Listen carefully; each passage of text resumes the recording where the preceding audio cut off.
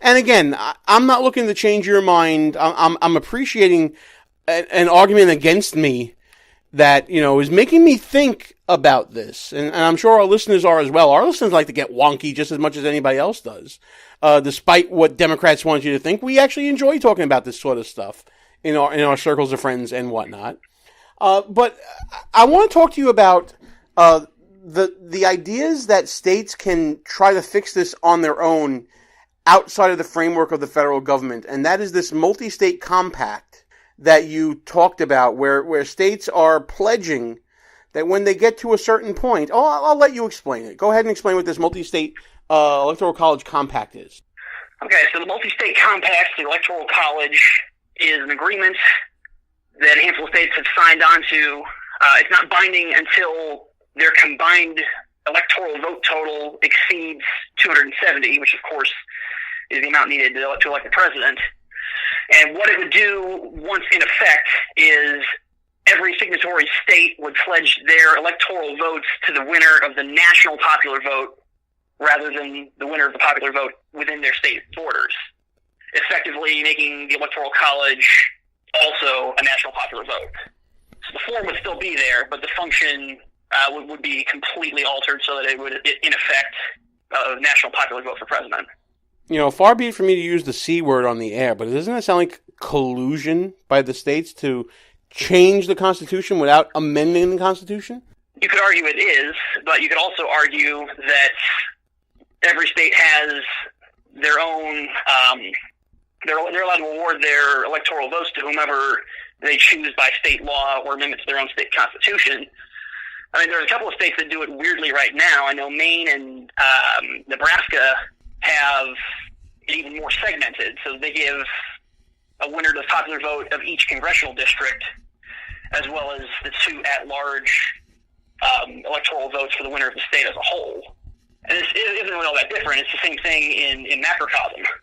Okay, well, let me propose this to you, and I want to get your thoughts on it. Why, if you want to reform the Electoral College, why leave it up to the states at all? Why not just break it down the way that the Congress is broken down, by county? Not by county, by congressional district.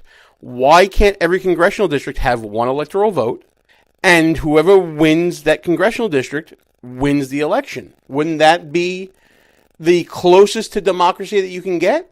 Well, yes and no. It definitely breaks it down to a lower level, which makes it a lot more intimate and really a lot more Jeffersonian than what we have now. But the drawback there is the district lines shift considerably every time you have a census.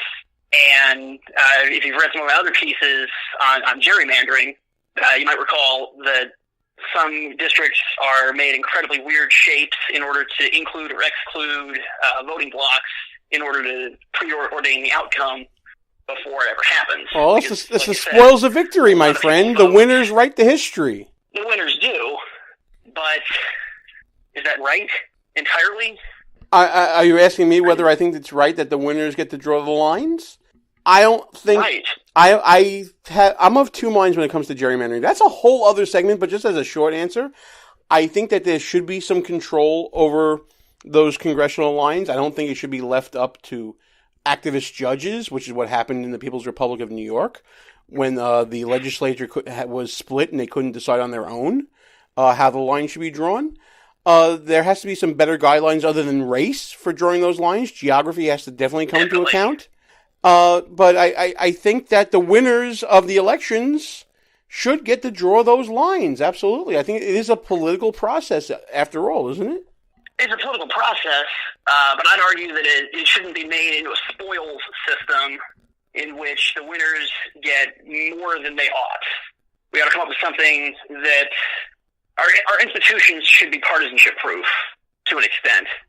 And that's, in most states, that's not what we're seeing as far as the gerrymandering issue.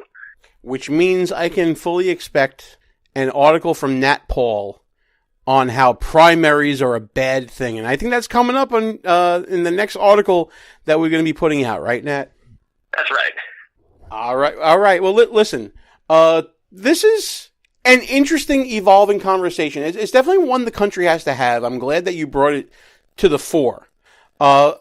Do I feel like it's, you have it all worked out? I'm not so sure. I have definite disagreements with you. I can respect where you're coming from. It's a dare I say it's a clinical analysis, not necessarily a political analysis. I think you recognize that, right? Right. Which is what you were going for, because you are a wonky little nerd, ain't you? Yes, sir, I am. All right. Well, listen, admitting it is the first step. Seeking help is the next step, and we'll definitely help you out with that. And by the way, tell everybody in the audience what your background is and where you come from. You have an interesting backstory, my friend. Oh, boy. So I was born in Australia. My parents were Baptist missionaries there, and so I grew up traveling a lot between the U.S. and Australia. Finally moved back to the States permanently about halfway through high school. Lived in Illinois, of all places. After high school, I worked at State Farm for a bit, and then ended up joining the Army, the reserves. And so I served in the reserves throughout my time in college at the Citadel, the Military College of South Carolina. My plan had been to commission, and then I blew out my knee and my ankle while running, and so that didn't happen. So now I'm still in the Army Reserve, enlisted. I've got my degree in political science with a focus on international politics and military affairs, and a minor in East Asia studies. So the man's got a big brain. He's got a big brain. I like to think so. And he's modest too. People probably like to think not. You know what I'm thinking right now? You are a mix of me and Russ, because Russ has the military background. We both have big brains. And you're fitting right into the fold here, man. We're glad that we have you on board, and we're glad we can knock out this first radio interview with you. Don't worry, you'll get more comfortable with it, and you'll get more comfortable with us talking as we go along. You know that we're a bunch of snarky SOBs, and feel free to jump into any conversation you want to in the coming weeks, especially as we head towards Buffoon of the Year and all the fun stuff we're doing here on the show. We're glad you're aboard, Nat. We really are. Thank you for having me. It's been a pleasure so far. I look forward to many more. Oh, this was fun, and we're going to continue this conversation for sure off air. But until the next time we have Nat on, and actually it's just about time to close down the show, we're gonna shut this sucker down. I want to thank Nat for coming on the show, for discussing the great work he was putting on. Again, check it out at www.behindenemylinesradio.us. There's a section there for the wonks at the bottom of the page where you'll find all of Nat's stuff. It's basically going to be Nat's corner of the site.